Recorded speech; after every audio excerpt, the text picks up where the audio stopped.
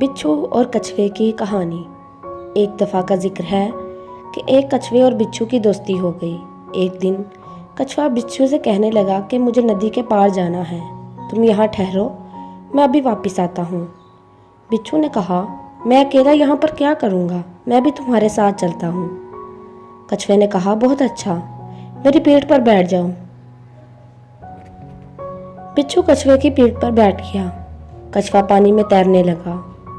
अभी ज़्यादा दूर नहीं गया था कि बिच्छू ने कछुए की पीठ पर काटना शुरू कर दिया।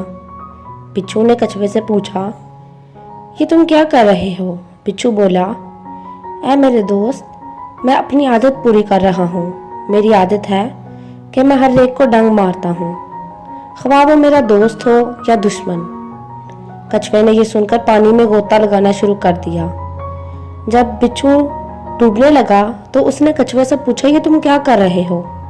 तो कछुए ने जवाब दिया, मैं अभी अपनी आदत से मजबूर हूँ। मुझे आदत है कि मैं तैरते हुए पानी में गोता जरूर लगाता हूँ। ये कहकर कछुए ने एक गहरा गोता पानी में लगाया और बिच्छू पानी में डूबकर मर गया। नतीजा, जैसा करोगे वैसा भरोगे।